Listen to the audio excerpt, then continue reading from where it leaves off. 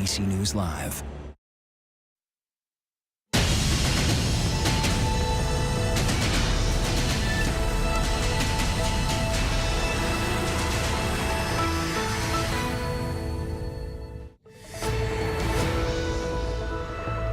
And so it begins. The busiest travel week of the year now in full swing. 55 million Americans are driving or flying for the Thanksgiving holiday. A flurry of activity at airports. Today is the most popular day to fly, and highways are already jammed. Tomorrow, set to be the busiest day to drive.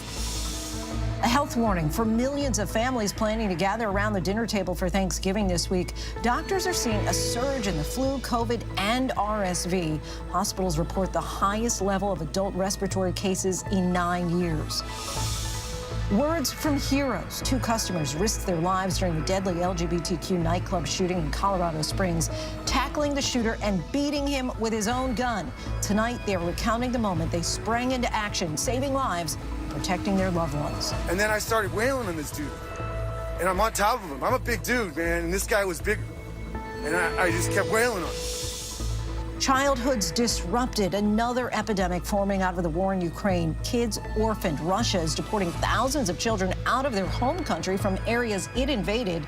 Tonight, stories of separation and the fight to reunite with family. I spoke to Dad and said, they're making us choose whether to be sent to a foster family or an orphanage. I told the staff I'll answer after I speak to my dad, but they were hurrying me. The future of coastlines now in question. More monster storms are battering beaches, and in many places the sea level is rising. The all-out effort from scientists and environmental groups to curb erosion and keep our coasts from disappearing. A Christmas classic reimagined. It's The Remix, a conversation with the legendary Reverend Run about lending his voice to the latest version of the Nutcracker. The set was up, all these beautiful dancers and great stuff going on, and I'm like, all right, give me the script. Good evening, everyone. I'm Lindsay Davis. Thank you so much for streaming with us. Well, it is upon us. The busiest travel week of the year is now well underway. Tens of millions of Americans are hitting the road or taking to the skies for the Thanksgiving holiday. Many are hoping that the weather will cooperate. Take a look at this incident in Chicago. Caught our attention today. A military plane with one of the nation's top commanders struck a bird and was forced to go back to the airport. Thankfully, no one, including a member of the Joint Chiefs of Staff who was on board, was injured. And we are seeing that unsettling video tonight, which is the busiest time to fly. The question now, if the airlines are better prepared after a summer filled with delays and cancellations. Airlines like United are calling this week their Super Bowl. AAA predicts roughly 55 million people will travel at least 50 miles from home in the U.S. this week. That's up from last year and nearing pre-pandemic numbers. Our chief meteorologist, Ginger Z, is standing by with a holiday travel forecast. But first, our transportation correspondent, Gio Benitez, leads us off from United's command center at O'Hare International Airport in Chicago. Tonight marks the start of the busiest stretch of travel for American families in years. Things were a little bit hectic down in D.C. The airport was certainly full. Airports packed from New York's LaGuardia to Minneapolis and Cincinnati. That's in spite of higher ticket prices, 43% higher than last year, according to Hopper. Chicago's O'Hare is the home of United Airlines. This is the bridge. We went inside United's command center, tracking every flight's every move on the busiest day of the year. We asked Joe Hines, the man in charge, about those staffing issues across the airline industry and the problems that were blamed on weather this summer. We know this past summer we saw a lot of weather challenges with the airlines. Yes. Were there lessons learned during that time? Well, certainly the biggest lessons learned were around resources. We did learn that you cannot overschedule your crews and you cannot overschedule your airplanes. And while today is the busiest day to fly before Thanksgiving, tomorrow, Wednesday, is the busiest day to drive. In fact, it's going to be up about 43% higher than normal traffic on Wednesday. Gas prices down 17 cents in the past month, but still high, as our Trevor Alt explains. 49 million Americans will be driving this Thanksgiving, and while gas is getting cheaper, it is still expensive. AAA says the national average, $3.63 a gallon, the highest Thanksgiving week prices since they started tracking.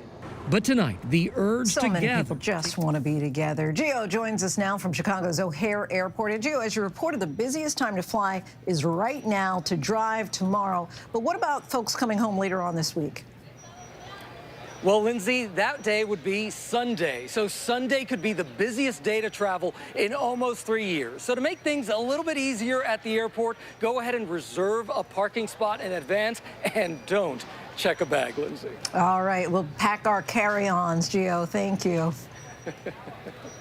Let's bring in our chief meteorologist, Ginger Z. And Ginger, you, of course, are tracking that all-important holiday travel forecast. I think you're the most important person this week. Everybody's glued to what will Ginger say.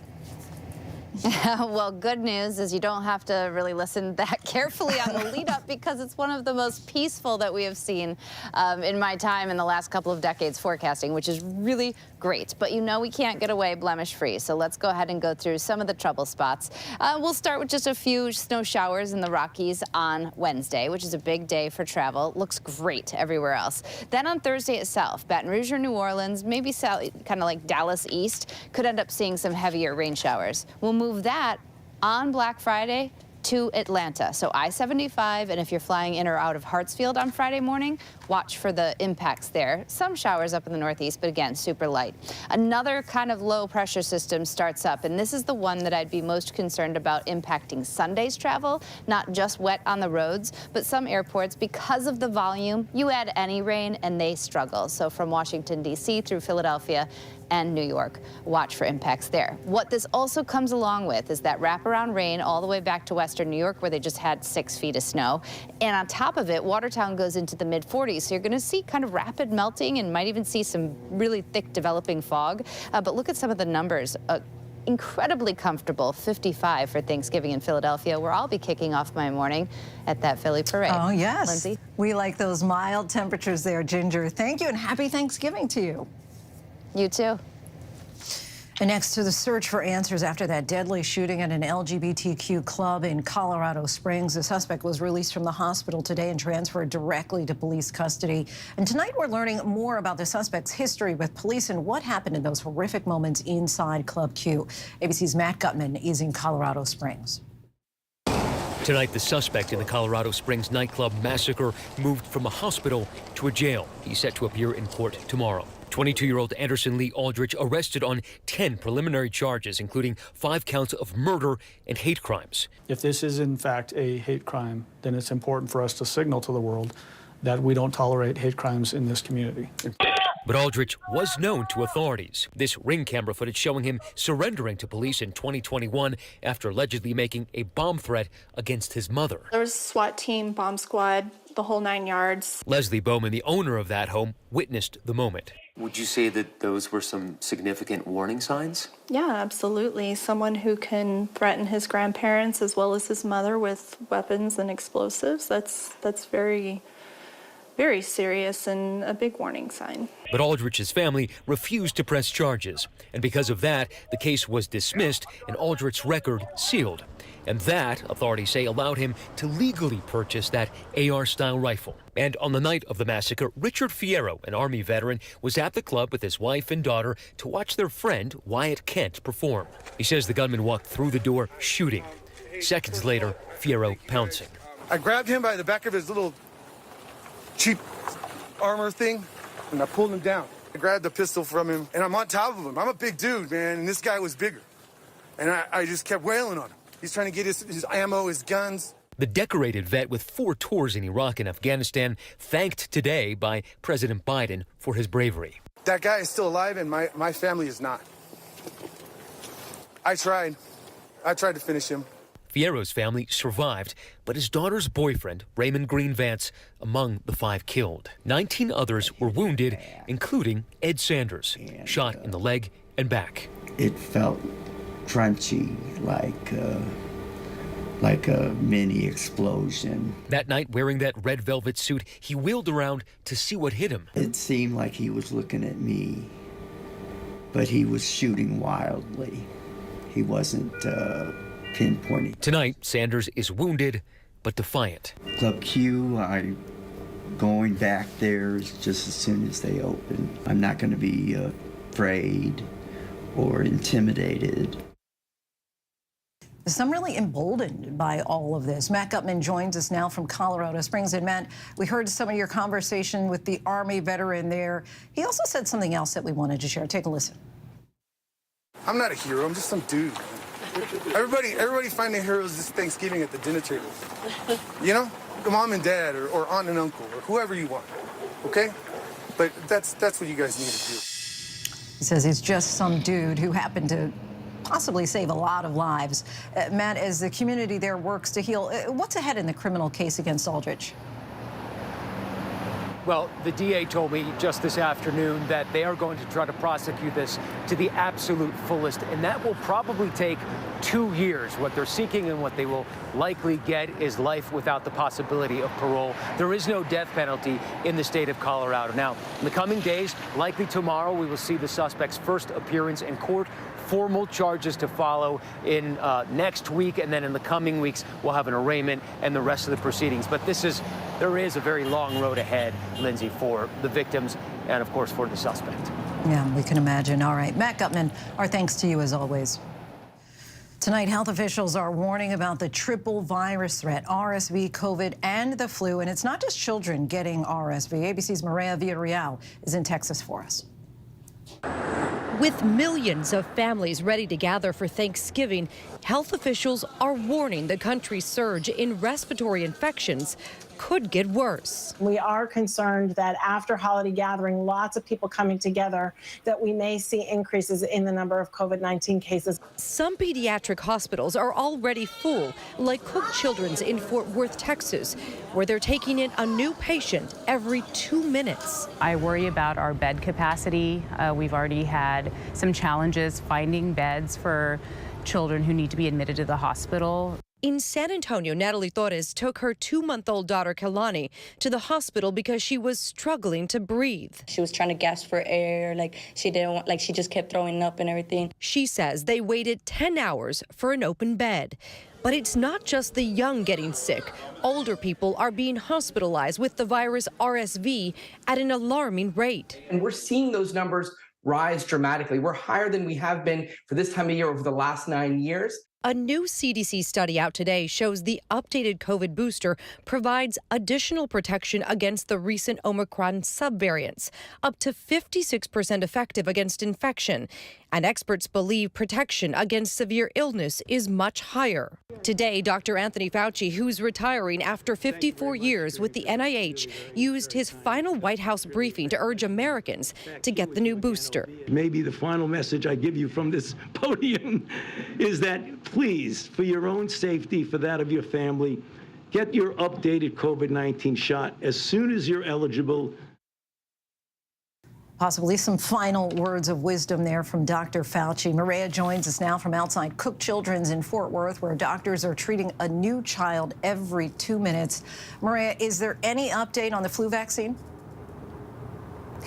Okay, so right now what we're looking at, Lindsay, is a very difficult, tough flu season. This is what doctors are already predicting. Now, let me tell you, it went through my house. It was not very fun. But the good news is health officials are saying that the flu vaccine that is out right now is very well matched with the current strains of the flu that are already circulating. So definitely another reason to consider getting the shot. Well, that is some good news there. Maria, our thanks to you and happy holidays. Tonight, a new twist in the search for the person who killed 4 University of Idaho students. Authorities are investigating whether one of the victims may have had a stalker. Rakena Whitworth has been following this story closely and has the very latest. Tonight, with the search for the killer of all 4 University of Idaho students now in its 2nd week, police say they're looking into whether victim Kaylee Gonsalves had a stalker. Is there confirmation that Kaylee specifically had a stalker? So detectives are aware of this information and we are investigating it. It's a whole nother dynamic of this investigation. Police maintain this was a targeted and isolated attack. The victims were found on the 2nd and 3rd floors of the off-campus home, the 2 survivors on the ground level. The coroner says the victims were likely asleep when they were stabbed multiple times with a fixed blade knife, but there was evidence of defensive wounds. Overnight, Ethan Chapin's grieving mother burying her eldest triplet, his siblings by her side. Today we're here to honor the life and legacy of our son and brother, Ethan Chapin, one of the most incredible people you'll ever know. It was just weeks prior that Chapin's girlfriend, Shanna Kernodle, seen in this TikTok video from inside the house with roommates Gonsalves and Madison Mogan. The faces of the two surviving roommates blurred because police haven't released their identities yet. But also in that video, you see Gonsalves' dog, which authorities say was found unharmed at the home. Tonight, this college town increasingly on edge, but authorities remain optimistic they will find the killer. That may come from tips, that may come from evidence collected on the scene, but there is a piece of evidence out there somewhere that's going to help us solve this case. Still waiting for a breakthrough in this case. Kayna Whitworth joins us now. Kayna, when can we expect the next update? Well, Lindsay, authorities are telling me they're learning a lot more as community members are sending in surveillance videos, so they're hoping to give us an update tomorrow. This, as just moments ago, Lindsay, the university putting out a statement saying in part, we are not accustomed to this kind of violence in our town or at our university, and they're grateful, thanking the Idaho State Police for stepping up patrols on campus for the foreseeable future. Also, Lindsay, as you can tell here, there is weather moving into this area, and so when I was speaking with authorities today, I asked them about that. They do not think this will hamper the investigation because they say at this point they have collected all of the physical evidence. Lindsay. All right, well, that's good to know there. Kayna, our thanks to you. Yeah. Today, the Supreme Court delivered former President Trump a new blow and cleared the way for Congress to get his tax returns after more than 3-year battle. The former president nominated 3 members of the High Court, but they have repeatedly ruled against him. Let's get right to ABC's chief Washington correspondent, Jonathan Carlin. John, this fight has gone on for so long, but finally resolution tonight. I mean, finally, this means that the committee, we don't know exactly when, but sometime in the coming weeks, will get access, the Ways and Means Committee will get access to Trump's tax returns. But that long legal battle effectively is leaving Democrats with virtually no time to go through the documents, because whatever investigation they start will almost certainly be shut down when Republicans take over the House in January. So in some sense, even as he was shut down here, a success for Donald Trump in delaying all of this. But it's another reminder that the Supreme Court isn't there to bail him out, as he sometimes seems to think. The Supreme Court, even with those 3 justices he put on there, simply denied this request. This was the final step in the legal battle. And it's the first in a series of rejections. They declined his efforts to get the Supreme Court to help him overturn the 2020 election. They denied Trump's request to keep the January 6th committee from getting his White House documents. And now, Lindsay, they have denied his request to keep Congress from getting his tax returns. But as you say, that delay tactic ultimately working in his favor. Jonathan Carl, sure. Our thanks to you. Thank you, Lindsay. Lawyers for collapsed cryptocurrency exchange FTX painted a grim picture for customers' chances of recovering their money today. It was the first day of bankruptcy hearings for the company. That sudden failure left an estimated 1 million creditors facing losses totaling billions of dollars. Bankruptcy attorney Jim Baer joins us now to take us through just what we've learned about what went wrong here. Thank you so much for joining us, sir. A lawyer for FTX today laid out a corporate history in which the owner, Sam Bankman-Fried, ran a sprawling corporate empire like his, quote, personal fiefdom. Can you tell us more about how the company was run and how that likely contributed to its sudden downfall? Absolutely. Unfortunately, we've seen that cryptocurrency has not been regulated in a material way. And because there is so little oversight, there's really room for abuse to take place. And Bankman-Fried gave up control of the company when it filed for bankruptcy. It's now under the control of John Ray, who many of us will remember him because he also oversaw the unwinding of Enron. Here's what he said about FTX in a sworn declaration. Never in my career have I seen such a complete failure of corporate controls and such a complete absence of trustworthy financial information as occurred here. Worse than Enron, put that in context for us. How big of a mess here are we talking about? We're talking about a big mess. We've seen a movement to deregulate a lot of industry, and we've created essentially a perfect storm in the last few years, because at a time when the government kept interest rates at an artificially low level and there was tremendous access to capital, coupled with the rise of cryptocurrency, where the SEC basically took a position to stay back, we see an opportunity for these massive, what I would call Ponzi schemes to take place, where all this money is brought in, like into a bank, and essentially with no regulation and no insurance get taken out. And unfortunately, it leaves the million customers holding the bag. And so this really is, I mean, you said it right there, a Ponzi scheme, right? And bigger even than Bernie Madoff, right? I want to be careful, right? Innocent until proven guilty, but certainly the circumstantial evidence looks like it was a Ponzi scheme. They usually don't start out that way. When we get involved in these types of situations, what we find is often people get a little careless, they get a little behind, they need a little liquidity, they take a little money out thinking they're going to put it back. Unfortunately, the hole gets a little deeper and deeper, and then it gets beyond their control. And the goal in Chapter 11 is generally to rehabilitate the company, but FTX advisors have already warned that they are facing extra hurdles to revive a failed crypto firm for the first time. Tell us about the challenges here. What's unusual here is when you file Chapter 11, the thought is that you are going to restructure the company and come out the other end with a viable business. When you're dealing with something like cryptocurrency here, I'm not sure there's going to be anything left at the end of the day to restructure. And so anybody who invested with FTX, they're just out, potentially. Potentially. That's the sad part of this, and hopefully we will learn from this. In the same way we learned when there were runs on the bank, we came up with FDIC insurance. And so when people put their money into a bank, the federal government stands behind it. And apart from bankruptcy, does Bankman-Fried also face possible criminal liability here for his handling of the company? Absolutely. In the same way you referred to what happened with Madoff, if it is proven that actual criminal activity took place, meaning that money was taken out and spent with no ability to do so and was used for other ends, like he put it into other entities he used or otherwise, there's no question that he could be facing criminal liability. Jim Baer, president of CMBG Advisors, we thank you so much for your expertise. Really appreciate it. My pleasure. And when we come back, what happened moments before this terrifying scene? Take a look. A power line and a pole come crashing down right next to a police officer.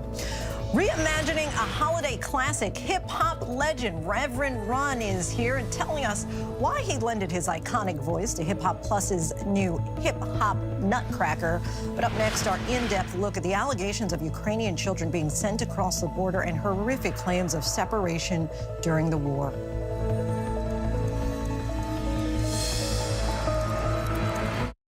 This is ABC News Live. The crush of families here in Poland. At refugee centers in Putin's Russia. On the ground in Ukraine. Close to the front line. Here at the White House. Destructive Cat 4 storm. Here along I-5. Boston is in the bullseye. Let's go. We made it. ABC News Live, America's #1 streaming news. Anytime, anywhere. Streaming 24/7 straight to you for free. Thank you for making ABC News Live America's #1 streaming news.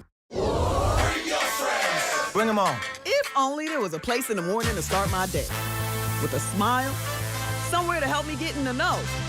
A place that's spectacular as well. Me. I think we might know a place, right, guys? Bring your friends. Oh, wait, there is. Good morning, America. GMA, 7A, every day. Boom. Boom. Boom.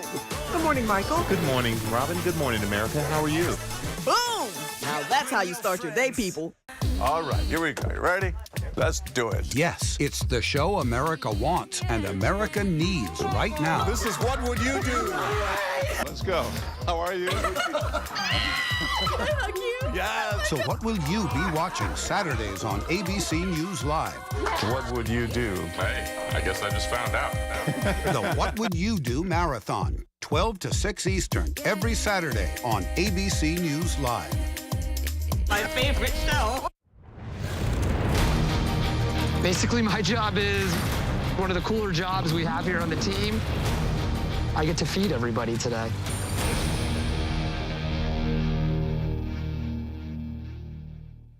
So, what's good to read? And we mean really good to read right now. Well, that's where Charlie and Kate Gibson can help. Join us for the new podcast series. It is called The Bookcase with Kate and Charlie. We will make sure you love what you read. Listen wherever you get your podcasts. With so much happening these days, it's hard to keep up. Things change hour by hour, minute by minute. The historic weather that's now unfolding. The worries on Wall Street. We're bringing you the Right Now. But a nationwide teacher shortage. The Right Now look at the day ahead. An alert this morning for dog owners and the key takeaways from the biggest stories.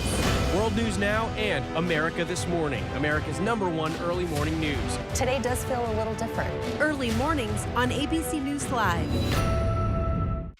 With so much at stake, so much on the line, more Americans turn here than any other newscast. ABC News World News Tonight with David Muir, America's #1 most watched newscast across all of television. As of today, in a big way, we have inaugurated abcnews.com. A lot has changed in our world since Peter made that announcement. But what hasn't changed is the commitment to groundbreaking reporting and innovation at abcnews.com. And here's to everything ahead. Officers in North Carolina were working a single vehicle crash when they tried to stop a motorist from hitting a downed power line. They were not successful, and the utility pole, you see it right there, it broke, narrowly missing the officers in the process. Fortunately, everyone involved is okay. Next to the war in Ukraine, we so often focus on the death and destruction caused by the war, but for the children caught in the middle, it has meant a life of disruption and fear, kids being orphaned or deported from Russia, away from their homes and their country. Tonight, we explore those stories of separation. Britt Clennett has more on the fight to reunite some of those families.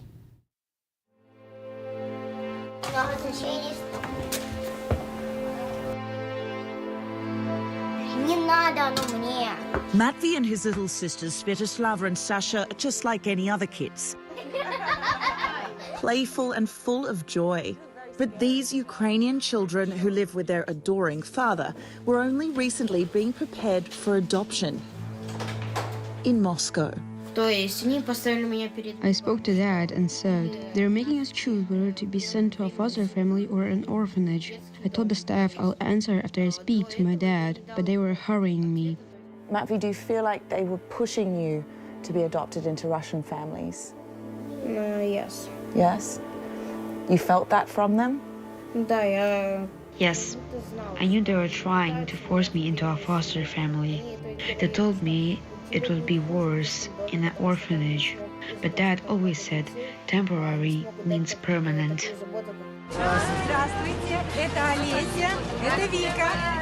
But this is what the Putin regime wants you to see. Helpless Ukrainian orphans greeted with teddy bears by loving Russian couples ready to take them in.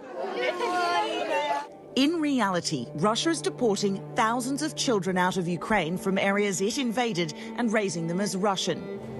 According to the Ukrainian government, more than 11,000 children have been taken so far. Only around 100 have made it back.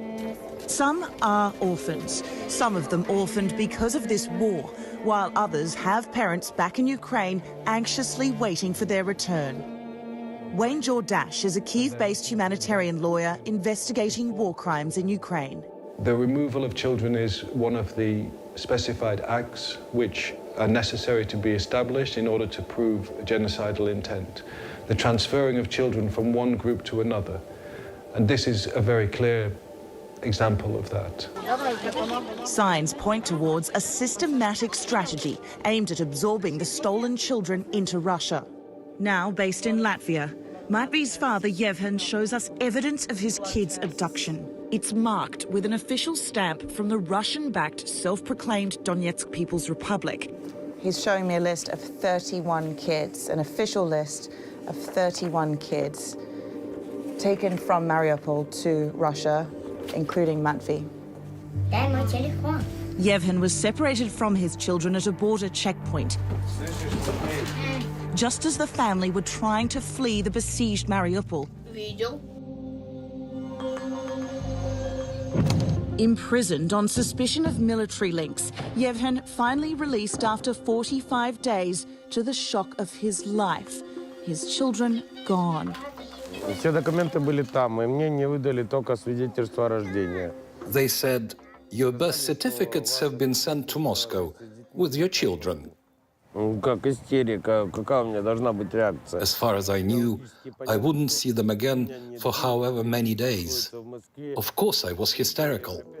After a frantic search, Yevhen made headway with the help of a secretive network of volunteers from within Russia. Communicating via the app Telegram, the volunteers sorting his paperwork, booking his transport, and taking him in along the way. A car took me to Novoazovsk on the border. Local KGB officers interrogated me, strip-searched me, and eventually allowed me to pass. At the same time, the children say boarding house staff were pressuring them to make a decision, choose foster care or an orphanage. They were telling the children, your father can't make it, you have to decide. But after 90 days of separation, Yevhen finally made it to his children. I can't explain it in words. It's just something you have to feel. You go through all the circles of hell to finally reach your child. Although Svetoslava is now adjusting to her new school in Riga, she hopes to one day return to her home in Mariupol. I miss Mariupol. I was afraid that Putin might come. There were posters of him everywhere. That anxiety is something mother of two, Larissa, knows all too well. Larissa shows me a section of the road outside of Kyiv where Russians had set up a checkpoint. This is where her sons were taken from while riding their bikes back from the village during occupation. Larissa spent an hour trekking through the forest at night, knowing that it was potentially mined with explosives, to get any information from the Russian soldiers. I couldn't see where I was going because I was crying so much. They saw me crying. They saw me trying to find out where my sons were. But they told me nothing. I just heard some gunshots and I thought maybe they killed them. And I asked, did you kill them? They said nothing. This is one of her sons, 17-year-old Slava, recounting to police what happened that day. They put us into the vehicle, took us to Chernobyl, where they put plastic bags over our heads.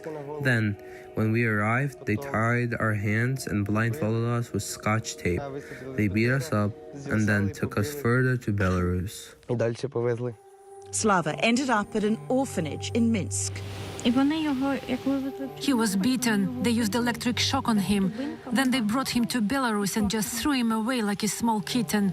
I just can't understand how it's possible, how you can treat people like that. Slava still reels from the horrors of his abduction, suffering with post-traumatic stress. In Slava's case, the police were able to find out which brigade was behind his alleged kidnapping by piecing together evidence from the scene. But this is a rare success story. Kyiv's chief of police, Andriy Nebitov, says the task of getting all the kids home is overwhelming. It's truly an enormous job. We still have 4 kids in the Kyiv region whose parents say were taken to Russia. We have some evidence, but it's impossible to reach the children and talk to them now.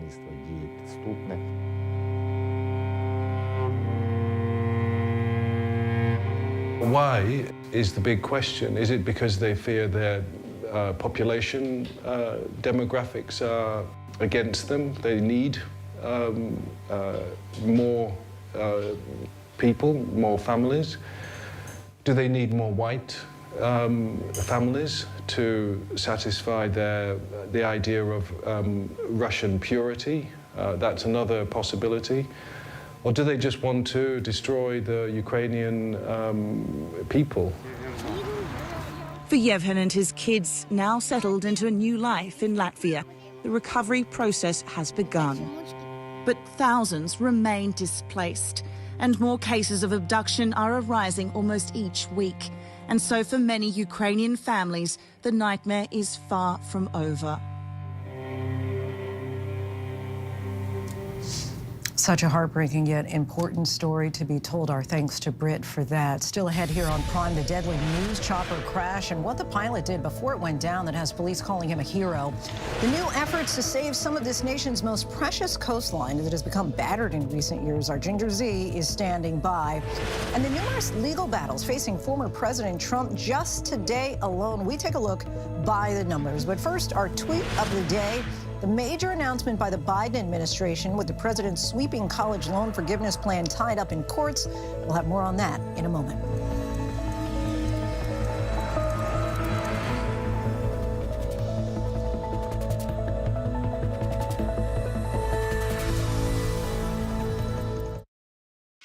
With so much at stake, so much on the line, more Americans turn here than any other newscast. ABC News World News Tonight with David Muir, America's #1 most watched newscast across all of television.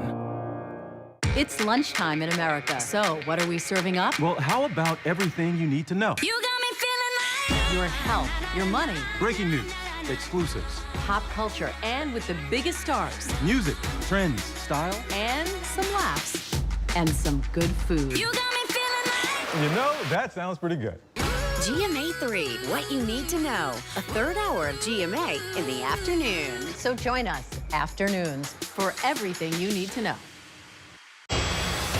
With so much at stake in our world right now, we wanted to thank you for your trust and for making ABC News America's #1 news. And thank you for making ABC News Live America's #1 streaming news. Tonight, we celebrate the best rapper alive. This is the Lil Wayne you know. Make some noise for this foreigner. Hey! This is the Lil Wayne you don't know. Who is Lil Wayne in 2022? This is Impact by Nightline. You have to stop, take a minute, breathe, look back and reflect and all that to actually feel something. I don't know how to do that. Now streaming only on Hulu. Zoo! 200! Oh, 200. 200 episodes of Dr. Pole. Oh. Music to my ears. It's been 10 years, and I'm still having fun. That rocks. He's got the moves that make your animals groove. Now we do the dance of joy. Yay! He's like the Justin Bieber of the Headlining the hottest barns. Cut out! It's a show you won't want to miss. I'm not going to be here forever. Maybe. The Incredible Dr. Pole. New episodes Saturdays at 9 on Nat Geo Wild. This is ABC News Live Prime. Thanks so much for streaming with us. Live reporting, breaking news, exclusives, award-winning, powerful, eye-opening. ABC News Live Prime with Lindsay Davis, streaming weeknights. So, what's good to read? And we mean really good to read right now. Well, that's where Charlie and Kate Gibson can help. Join us for the new podcast series. It is called The Bookcase with Kate and Charlie. We will make sure you love what you read. Listen wherever you get your podcasts. Welcome back, everyone. Federal and state courts from New York to Washington, D.C. to Florida considered cases involving former President Trump today as he mounts a new run for the White House. We're tracking all of it by the numbers. 5 cases involving former President Donald Trump played out in courtrooms today. Case 1, the Supreme Court denied Mr. Trump's request to block an order to surrender his tax returns and other financial records to the House Ways and Means Committee. 2, a federal appeals court judge in Atlanta appeared to side with the Justice Department's request to remove the special master from the investigation involving more than 100 classified documents seized from Mar-a-Lago. The judge said that the case should be treated like any other pre-indictment search warrant. 3, Trump Organization lawyers continued their defense in the New York criminal trial on tax fraud charges. The former president's real estate company could face up to $1.6 million in fines if convicted. 4, at a pretrial hearing in New York's $250 million civil lawsuit against Mr. Trump, his children, and his family business, a Trump family lawyer argued to delay the trial date set for next year. The judge said the defense was reintroducing arguments he had already rejected. 5, writer E. Jean Carroll, who has accused Mr. Trump of raping her in the mid-1990s, was back in court to accuse Mr. Trump of defamation. He recently posted new comments accusing her of lying, and Carroll's lawyers confirmed today that they will file a new lawsuit on Thanksgiving Day. That's the first day of New York's new Adult Survivors Act that allows adult sex crime victims to file civil lawsuits that would otherwise be time-barred. And we still have lots to get to here on Prime tonight. The rescue just in time for Thanksgiving, according to one grateful dog owner. The major split in the soccer world involving one of soccer's biggest stars. But first, a look at our top trending stories on abcnews.com.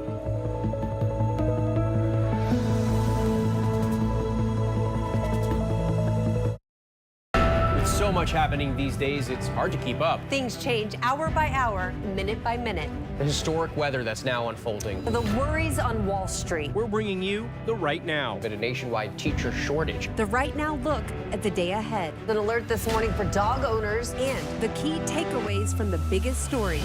World News Now and America This Morning, America's #1 early morning news. Today does feel a little different. Early mornings on ABC News Live.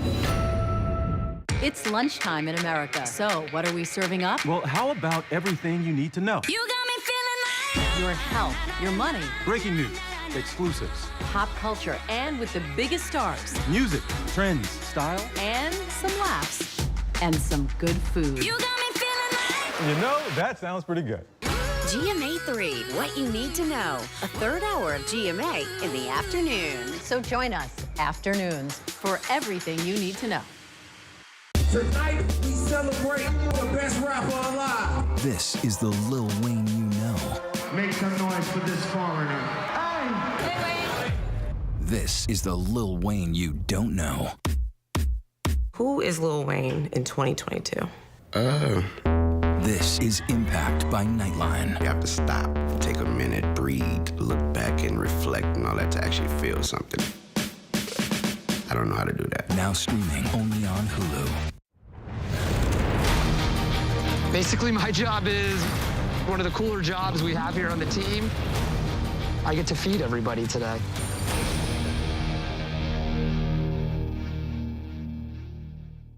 Now streaming on ABC News Live 2020. True crime, cinematic, real-life drama, stunning, the unthinkable. Follow the clues, The Hunt. True crime 2020. Now streaming on ABC News Live. All right, here we go. You ready? Let's do it. Yes, it's the show America wants and America needs right now. This is What Would You Do? Let's go. How are you? Can I hug you? Yes. So what will you be watching Saturdays on ABC News Live? What would you do? Hey, I guess I just found out. The What Would You Do Marathon, 12 to 6 Eastern, every Saturday on ABC News Live. My favorite show.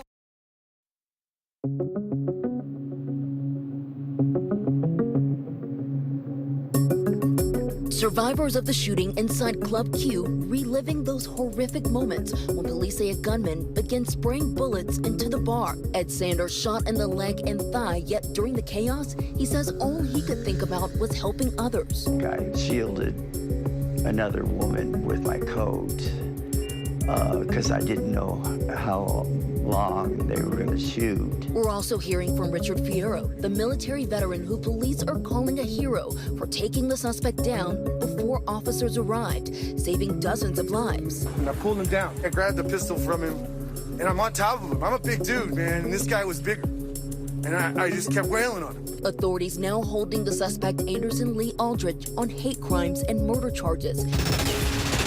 The travel rush is on as millions prepare to gather for Thanksgiving, and it's going to be a busy one. AAA predicting 4.5 million passengers will fly to their destinations this year.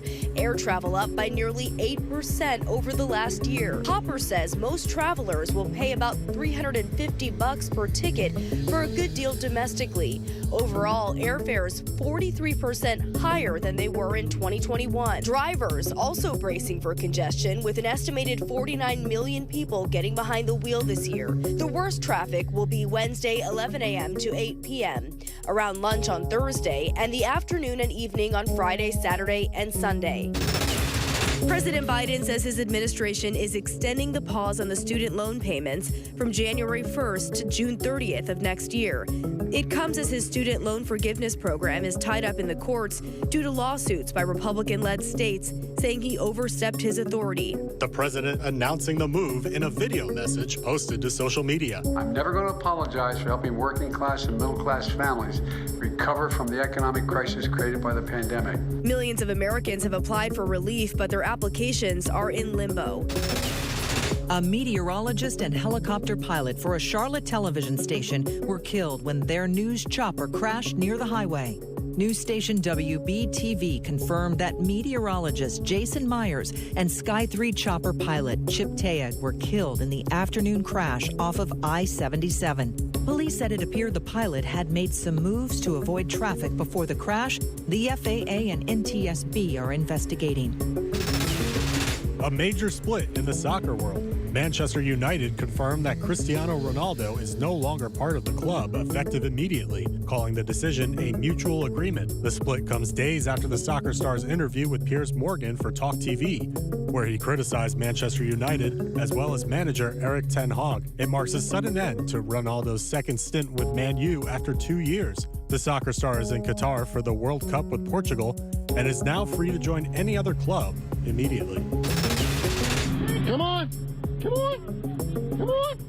Officials in Arkansas are crediting a team effort for the rescue of a dog trapped in a drainage culvert. The Bella Vista Fire Department captured the moments where the dog was pulled out and away from the culvert. The department said the owner could hear the dog barking, but that it couldn't get out. Workers from the street department dug up part of the drainage area, and police helped stop traffic, allowing the fire department's captain to pull the dog away to safety. Welcome back. Tonight in Florida, residents are still picking up the pieces after Hurricane Nicole earlier this month and Ian earlier this year. While the storms are now long gone, the damage to our coastlines in some cases will be permanent. Can anything be done to save some of our country's most beautiful beaches? Chief Meteorologist Ginger Zee files this in-depth report. The transformation of our coasts is constant. From Hurricane Nicole clawing away at the shore in Daytona Beach, homes crumbling into the sea within 12 hours. Nicole is still just a tropical storm. People say still, but there are always unique fingerprints from each of these. To the surge of Hurricane Ian swallowing Southwest Florida's barrier islands. Well, the storm surge is flexing. We're about an hour into being in this eye wall. The storm is moving north of us, but we see these winds, and that little house that we were talking about all day has gone.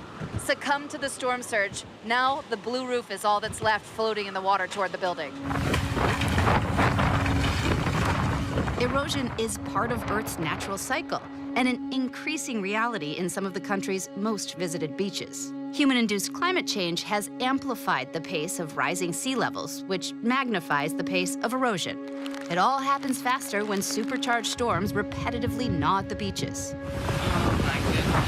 It has been a very difficult year for us. We are surprised that we normally don't get hurricanes here, and now we've gotten two pretty strong ones, so it's been shocking for us. Krista Goodrich is the property manager for several homes in Daytona Beach. She watched her coast disintegrate in just 44 days. Yesterday, this property right here had a backyard about 30 feet. We lost 30 feet for Ian, but then the rest of it collapsed this morning while we were evacuating the owner. As we were moving furniture to get it away from the back of the house, we were watching the backyard just crumble. The path of Nicole and Ian eerily similar to 2004 when Hurricane Charlie and Jean crisscrossed that state. But the coastline has changed a lot in the last 18 years. Daytona Beach has seen a sea level rise of a foot in the last century. But by 2100, they'll see almost 4 times that. So warming our planet faster is correlated directly to the sea level rise and then erosion? Yes, sea level is controlled by both the temperature of the water, so that it is getting warmer, but also by the melting of the ice sheets and ice glaciers. And both of those contribute by putting more water into the oceans.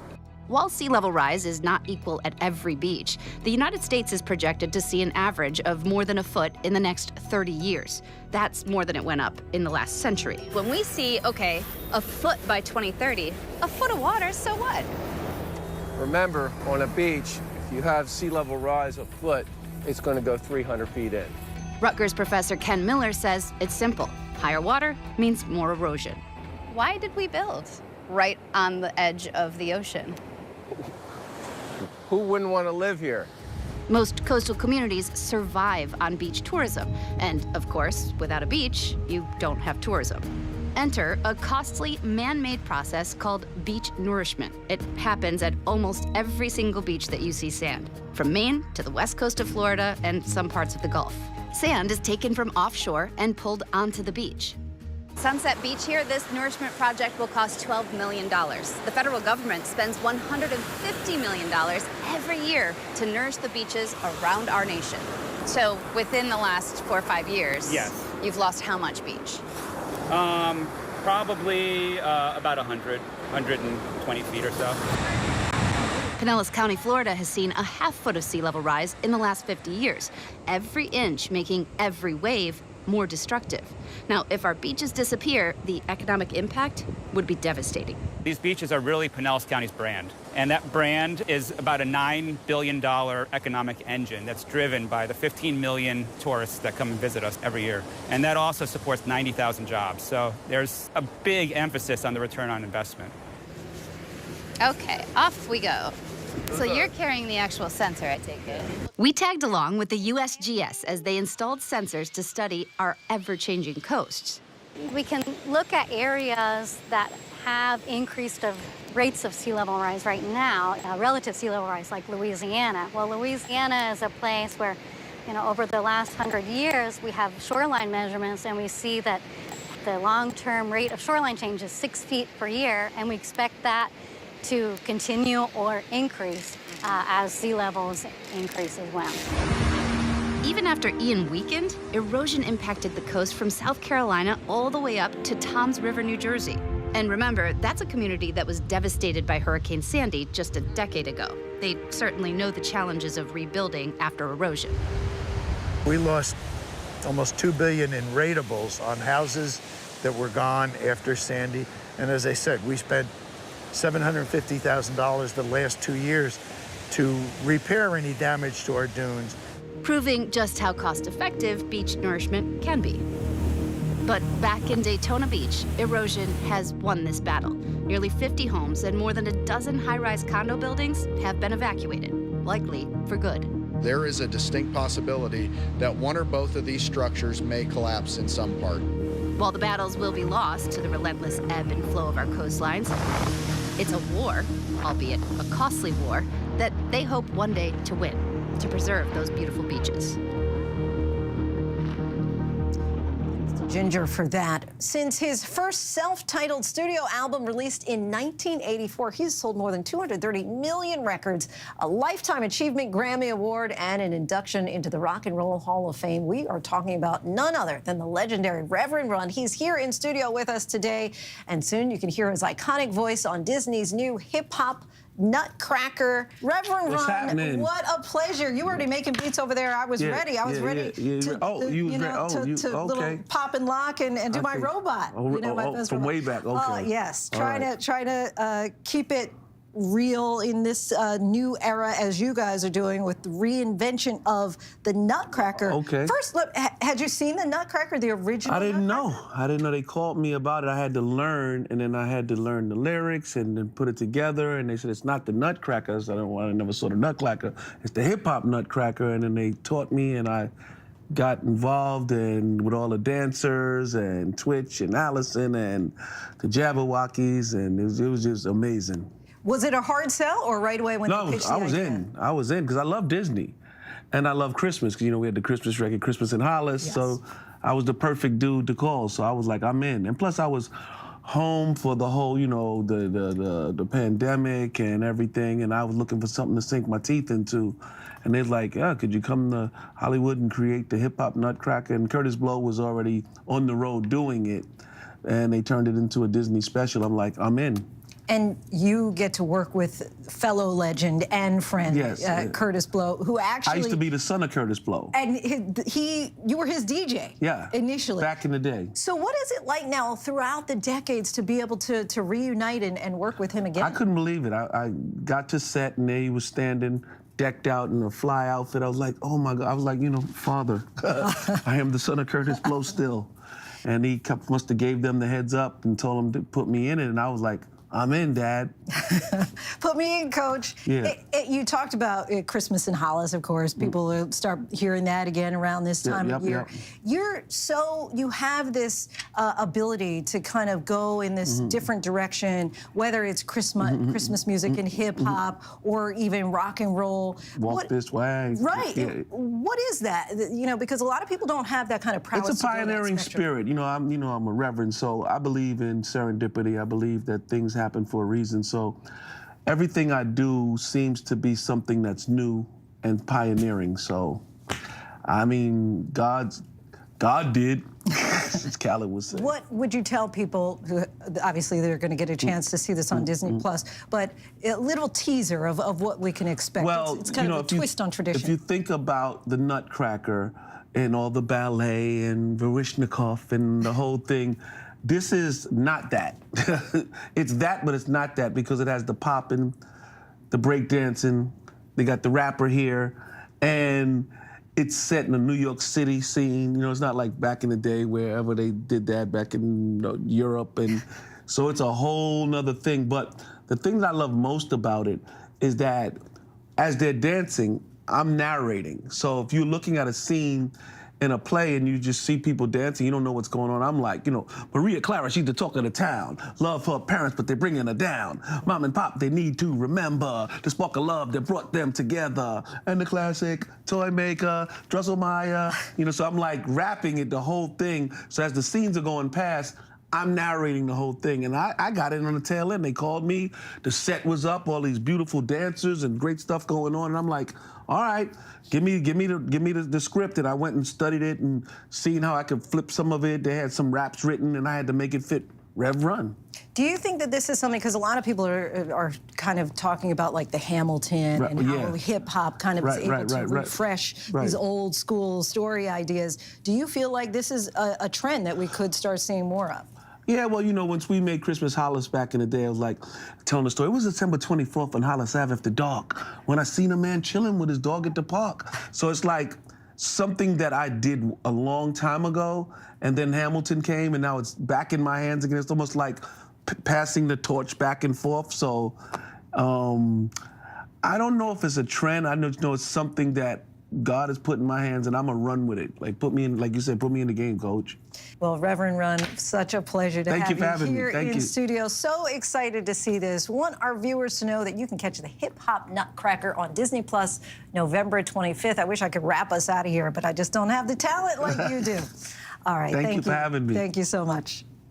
And a reminder, Disney Plus is owned by ABC News' parent company, the Walt Disney Company. Before we go tonight, our image of the day. It's being called one of the biggest upsets in soccer history. Argentina, which is considered one of the favorites to win the entire World Cup, lost their opening match to Saudi Arabia, a nation that was ranked 51st in the world, and they did it in a stunning come-from-behind win. That's our show for this hour. Be sure to stay tuned to ABC News Live for more context and analysis of the day's top stories. Thanks so much for streaming with us.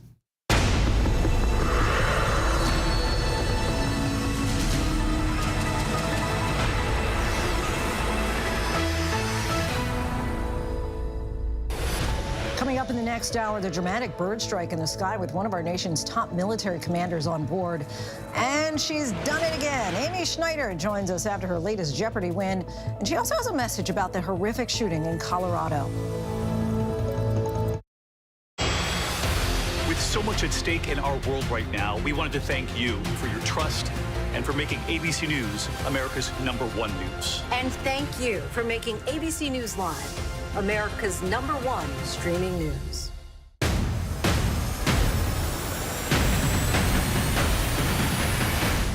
After an extraordinary news-making year, thank you for making ABC's This Week America's #1 news and politics show on Sunday mornings. You never know what you're going to get on this show. That's all I'm going to tell you. Yes, Whoopi! This mic on?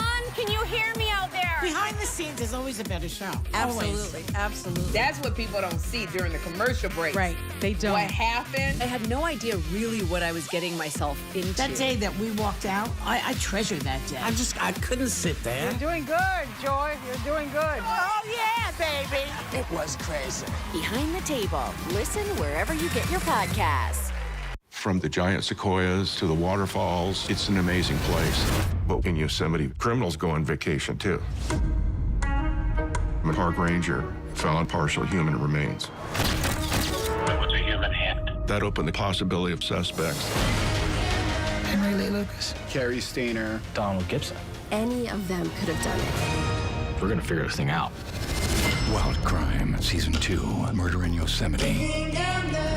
Now streaming only on Hulu. It's lunchtime in America. So, what are we serving up? Well, how about everything you need to know? You got me feeling like your health, your money, Breaking news, exclusives, pop culture, and with the biggest stars, music, trends, style, and some laughs, and some good food. You got me feeling like... You know, that sounds pretty good. GMA 3, what you need to know. A third hour of GMA in the afternoon. So join us afternoons for everything you need to know. Hey there, I'm Lindsay Davis. Thank you so much for streaming with us. We're monitoring several developments here at ABC News at this hour. The U.S. Supreme Court dealt a major blow to former President Trump today by denying his request to block an appeals court order that he surrender his tax returns and other financial records to a House committee. The court offered no explanation for the decision. The move appears to be the end of the road for Trump in the years-long saga of congressional subpoenas for his tax records. A man has been charged after his SUV plowed into an Apple store in Massachusetts and left one dead and multiple injured. The 53-year-old driver told police that his car barreled through the glass wall and into the store when his foot got stuck on the accelerator. According to prosecutors, the suspect pleaded not guilty to reckless homicide by a motor vehicle and reckless operation of a motor vehicle. A judge presiding over the Delphi, Indiana double murder case is reviewing arguments to decide whether the probable cause affidavit and other documents related to the suspect's arrest should be released to the public. Allen was arrested last month and charged with 2 counts of murder for the 2017 deaths of teen best friends Abby Williams and Libby German. The 8th graders were on a hiking trail in rural Delphi when they were killed. The busiest week of travel is now well underway. At least 55 million Americans are set to drive or fly for Thanksgiving. And tonight we're learning about an alarming moment in the air in Chicago. A plane hit a flock of birds, reportedly causing sparks to fly and forcing the plane to make an immediate landing back at the airport. Here's our Stephanie Ramos. Tonight, the dramatic moment this Air Force C-37 with the United States of America emblem painted on its side, carrying one of the nation's top military officials forced to land after hitting a flock of birds shortly after takeoff. The jet departing Chicago's Midway Airport last night. You can see it here, taxiing on the runway. Then, seconds after takeoff, flying directly into the flock of more than a dozen birds. The engine beginning to smoke after impact. The crew calling into the tower. We're going to be coming back. We just took a bunch of birds on takeoff. First responders meeting the plane back on the tarmac. On board, General Daniel Hokanson, head of the National Guard and a member of the Joint Chiefs of Staff. The 89th Airlift Wing saying the crew of the C-37 safely returned to the airport out of an abundance of caution, and there were no injuries. The problem for the pilots is that this is a very critical time of flight. The airplane has very little energy. It's trying to climb away from the ground, and to ingest a flock of birds into one or both engines can cause a loss of an engine or sometimes even a loss of both engines. Wildlife strike incidents like this one are on the rise and can be dangerous. More than 12,000 have been reported to the FAA this year alone. Lindsay, tonight the 89th Airlift Wing says the incident is under investigation. General Hokanson remained in Chicago overnight, returning to D.C. today aboard another military aircraft. Lindsay.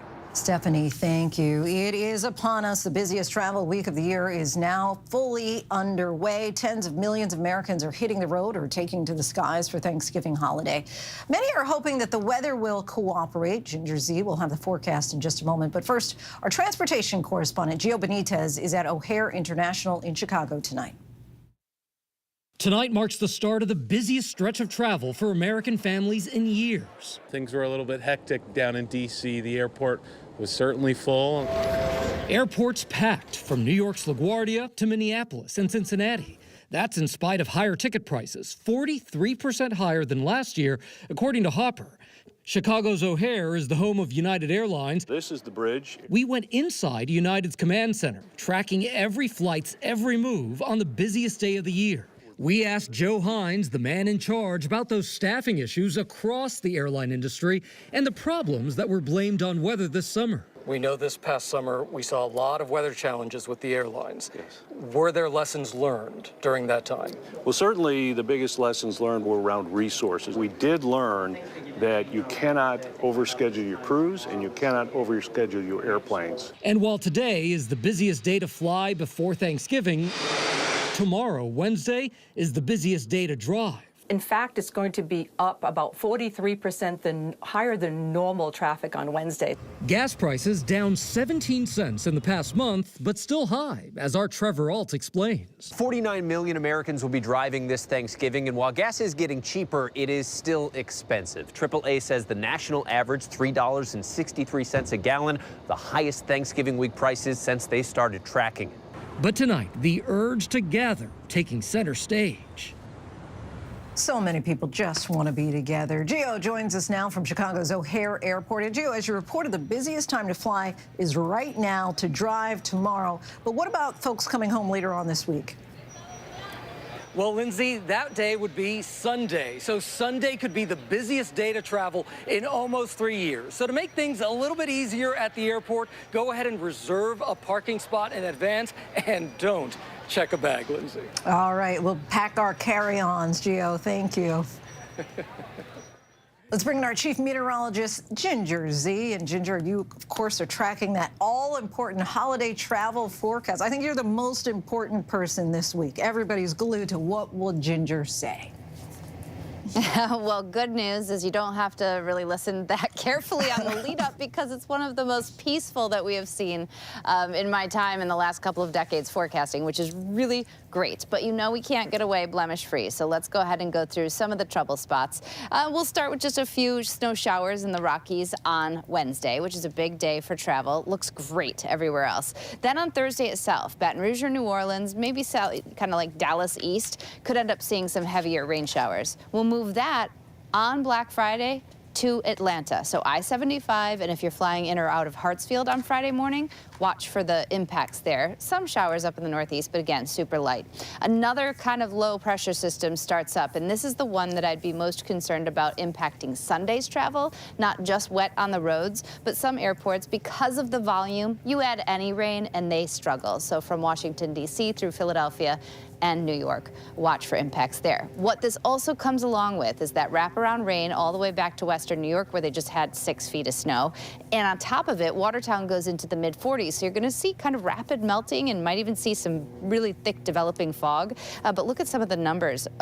Incredibly comfortable 55 for Thanksgiving in Philadelphia, where I'll be kicking off my morning at that Philly parade. Oh, yes. Lindsay? We like those mild temperatures there, Ginger. Thank you, and happy Thanksgiving to you. You too. The suspect in the deadly shooting at the LGBTQ club in Colorado Springs was released from the hospital today and was transferred directly into police custody. Tonight, we're learning more about the suspect's history with police and what happened in those horrific moments inside Club Q. ABC's Matt Gutman is in Colorado Springs.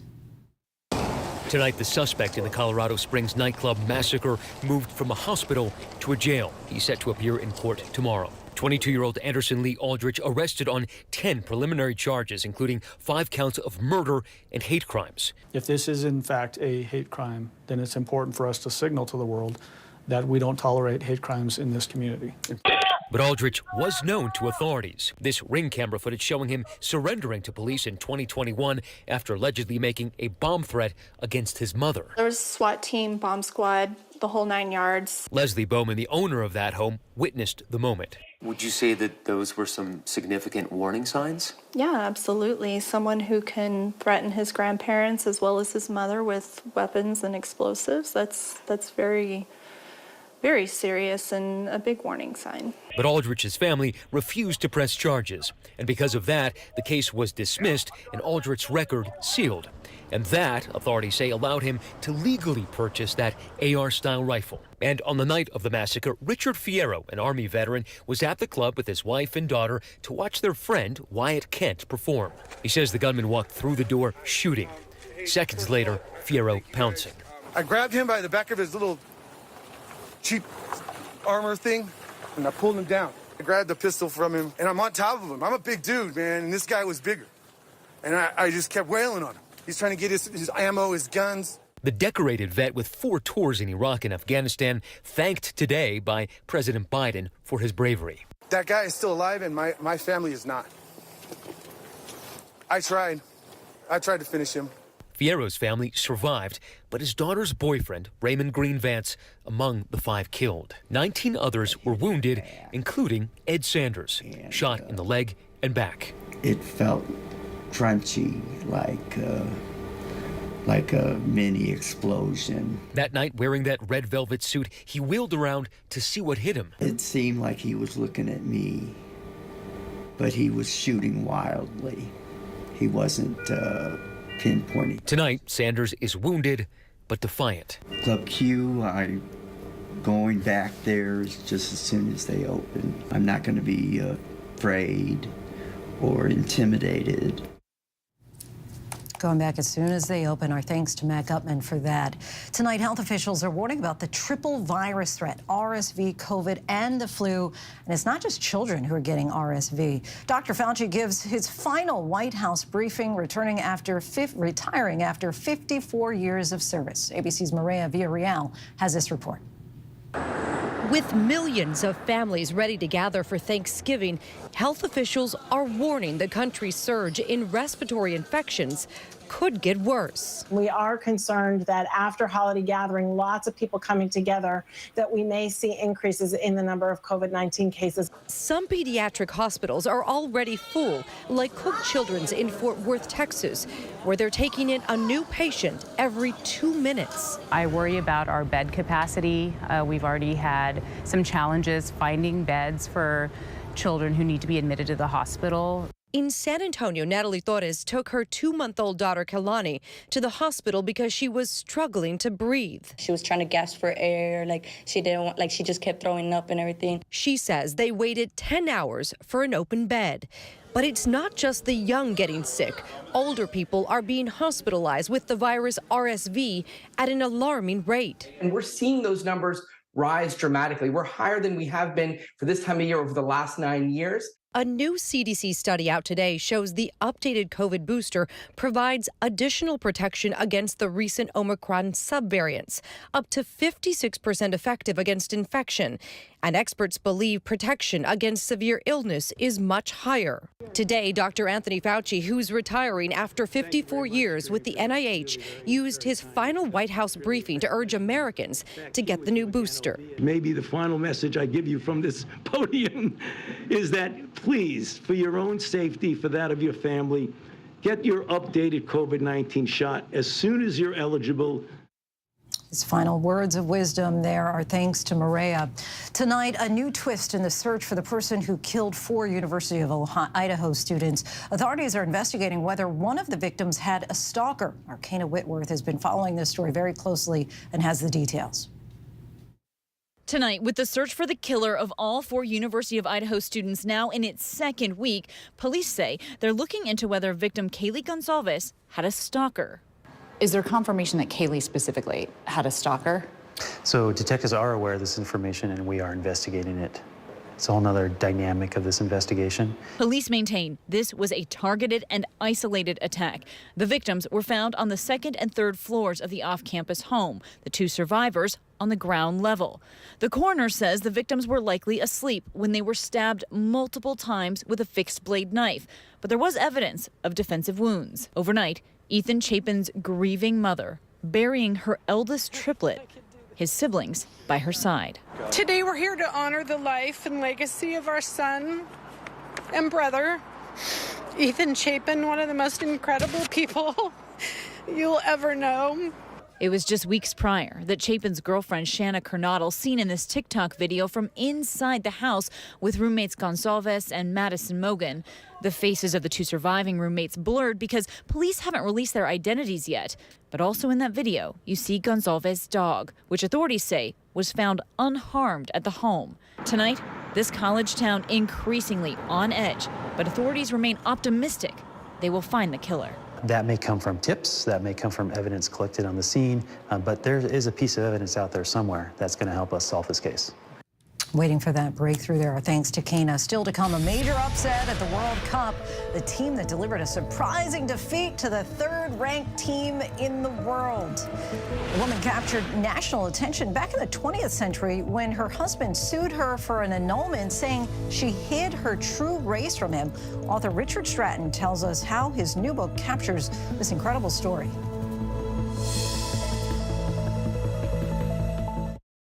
This is ABC News Live. The crush of families here in Poland. At refugee centers in Putin's Russia. On the ground in Ukraine. Close to the front line. Here at the White House. Destructive Cat 4 storm. Here along I-5. Boston is in the bullseye. Let's go. We made it. ABC News Live, America's #1 streaming news. Anytime, anywhere. Streaming 24/7, straight to you for free. Thank you for making ABC News Live America's #1 streaming news. Bring them on. If only there was a place in the morning to start my day. With a smile, somewhere to help me get in the know. A place as spectacular as, well, me. I think we might know a place, right, guys? Bring your friends. Oh, wait, there is. Good morning, America. GMA, 7A, every day. Boom, boom, boom. Good morning, Michael. Good morning, Robin. Good morning, America. How are you? Boom. Now that's how you start your day, people. All right, here we go. You ready? Let's do it. Yes, it's the show America wants and America needs right now. This is What Would You Do? Let's go. How are you? Yeah. So what will you be watching Saturdays on ABC News Live? What would you do? Hey, I guess I just found out. The What Would You Do Marathon, 12 to 6 Eastern, every Saturday on ABC News Live. My favorite show. As of today, in a big way, we have inaugurated abcnews.com. A lot has changed in our world since Peter made that announcement. But what hasn't changed is the commitment to groundbreaking reporting and innovation at abcnews.com. And here's to everything ahead. Now streaming on ABC News Live 2020. True crime, cinematic, real-life drama, stunning, the unthinkable. Follow the clues. The Hunt. True crime 2020. Now streaming on ABC News Live. Welcome back. We're tracking several headlines around the world. In Indonesia, at least 268 people were killed in an earthquake, and officials warn the death toll is likely to rise. Survivors of the 5.6 earthquake said that they were in need of clean water and food as rescuers raced to reach survivors trapped under rubble amid a series of aftershocks. The National Disaster Agency told reporters that more than 1,000 people had been injured and 58,000 displaced. Hundreds of migrants were rescued by Greek authorities after being crammed into the deck of a rusty boat. Coast Guard officials said, according to migrants' accounts, there were some 400 to 500 people on board, and they were heading to Italy. Their nationalities and where it sailed from had not yet been confirmed. A massive World Cup upset after Argentina, which was ranked 3rd in the world, lost their first match of the tournament against Saudi Arabia, ranked 51st. by a score of 2-1. Meanwhile, Mexico's goalie Guillermo Ochoa held it down for his team, who, despite having possession most of the game, remained goalless against Poland. And the French, who are defending World Cup champs, swept the Aussies 4-1. It is a tale of power, love, and prejudice. In his new book, Defending Alice, a novel of love and race in the Roaring '20s, Richard Stratton takes us back in time to reimagine the true story of Alice Jones, a biracial woman who marries into a prominent New York City family. Her story captured national attention when her husband then sued her for an annulment, accusing her of hiding her race. Author Richard Stratton joins us now. Mr. Stratton, thank you so much for joining us tonight. Curious to learn, how did you first know about the real-life case of Alice Jones? I actually read about the case in a classic book that's read by trial lawyers called The Art of Cross-Examination. And in that book, they had excerpts from Lee Parsons Davis, who represented Alice. I got the actual trial transcripts and read those. So I immersed myself in all of the factual information, and then I sat down and let my imagination reimagine the case. Was there anything that you discovered in your research about this case that really has stuck with you? What sticks with me is this woman's courage. Not only her courage, but her tenacity. I mean, she refused all all this money. She went to trial every day. The trial was unbelievably exhausting. It was a huge case here in New York. There were Ku Klux Klan members who were demonstrating and rioting outside the courthouse.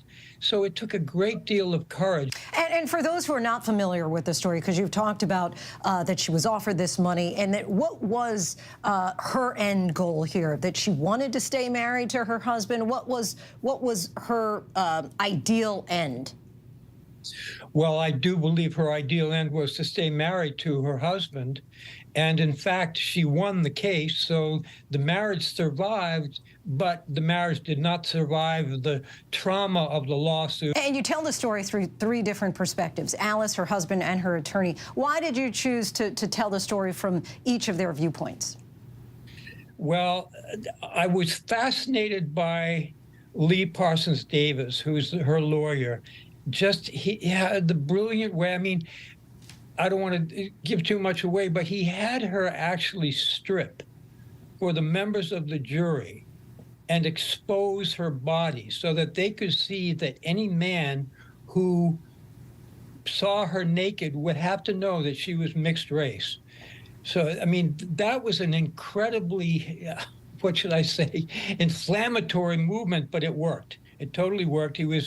He got a lot of criticism for doing that, but I'm convinced that the all-male, all-white jury took one look at that woman when she was disrobed and said, no, there's no way that this guy could have been fooled to think that she was a pure white Anglo-Saxon woman. That's fascinating, a detail just in and of itself. What's your response to any critics who say that you aren't able to accurately understand her perspective being a black woman since you're a white male yourself? Well, I would say I'm married to a black woman. So that gives me a lot of insight into it, I think. But also, you know, it really is, it's about character. And I think that character is something that crosses racial lines.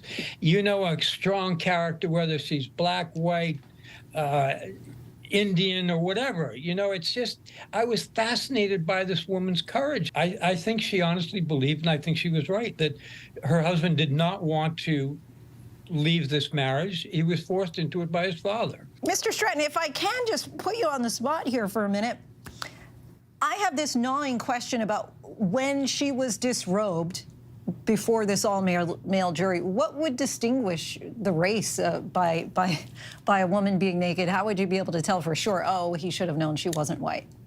Well, there you go.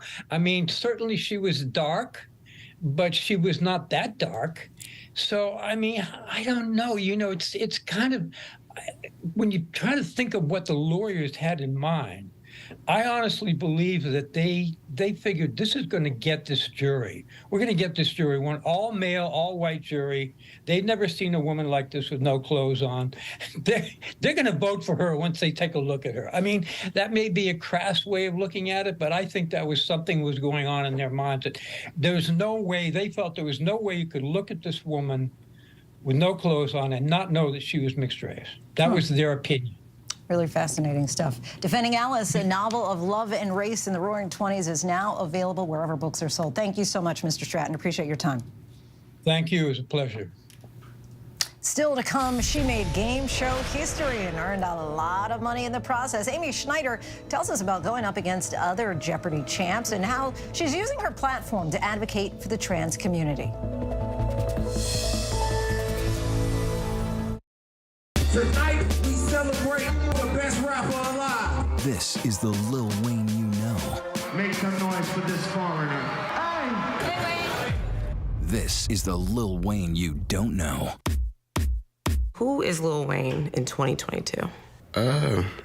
This is Impact by Nightline. You have to stop, take a minute, breathe, look back and reflect and all that to actually feel something. I don't know how to do that. Now streaming only on Hulu. With so much at stake, so much on the line, more Americans turn here than any place else. ABC News World News Tonight with David Muir. America's #1 most watched newscast. Now streaming on ABC News Live.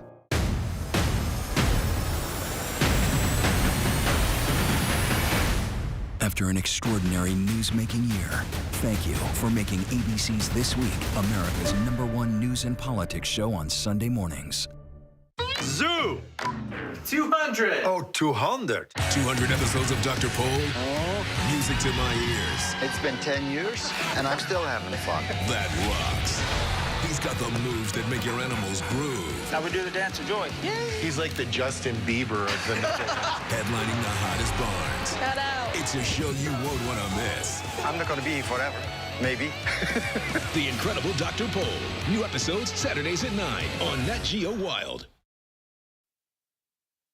Amy Schneider made game show history last night when she took the Jeopardy Tournament of Champions crown, fending off the top contestants to emerge victorious. Take a look at the winning answer and question read by host Ken Jennings. The January 12, 1864 Washington Evening Star reported on a performance of this dashing comedy to a full and delighted house. Did she know it was our American cousin? She did. What was the wager today? $13,000.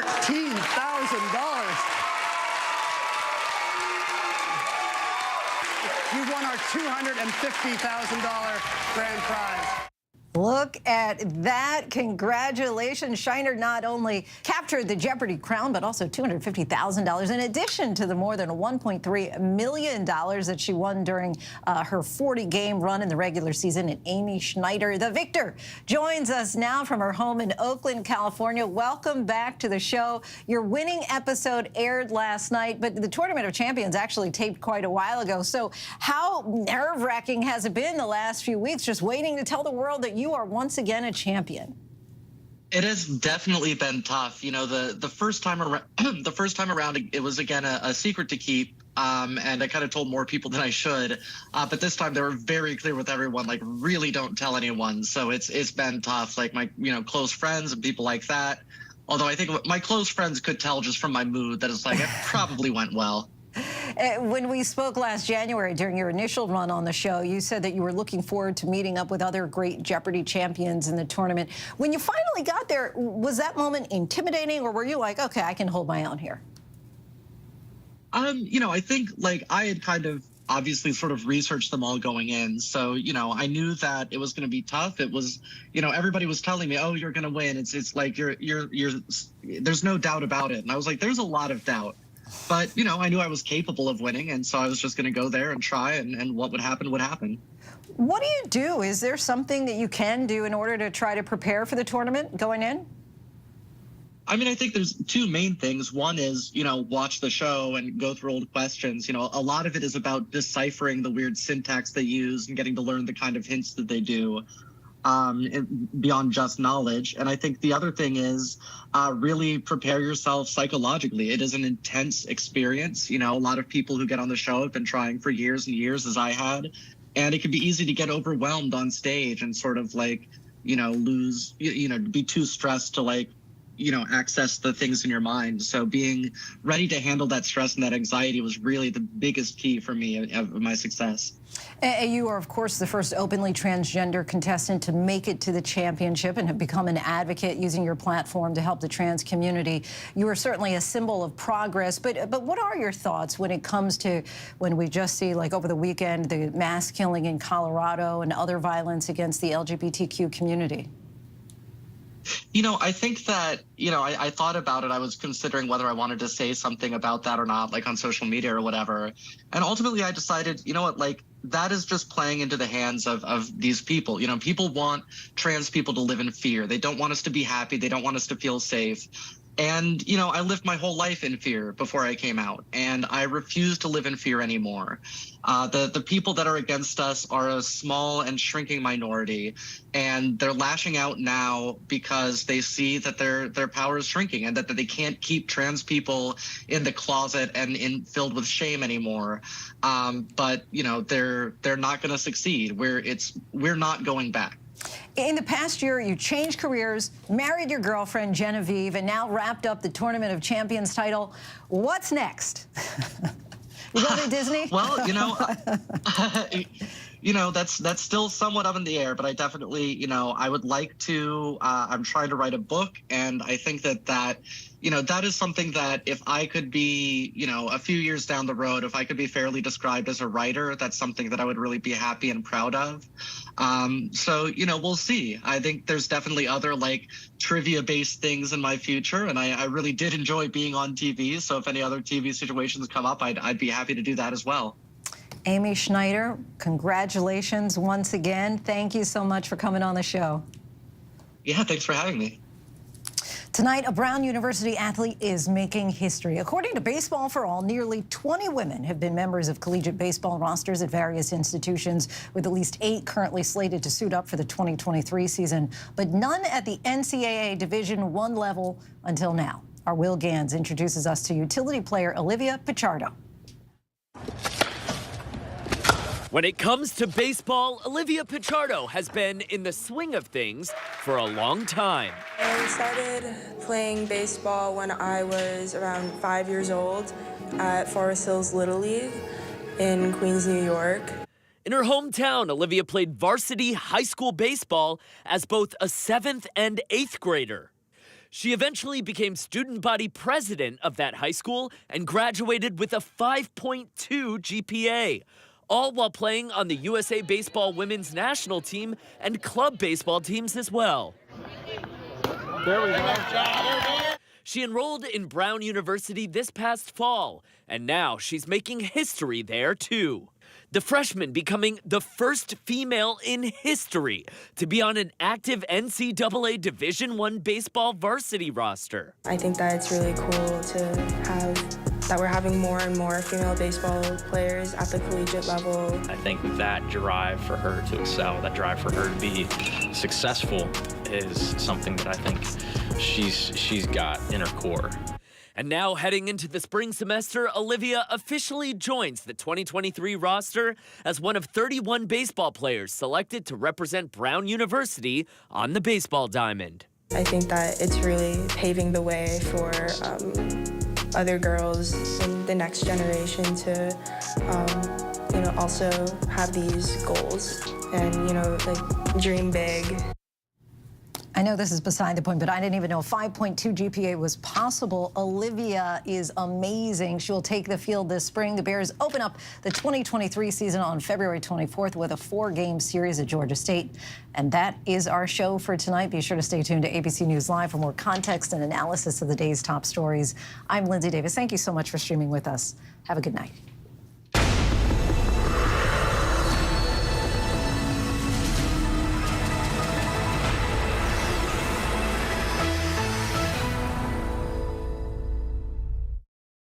It's lunchtime in America. So, what are we serving up? Well, how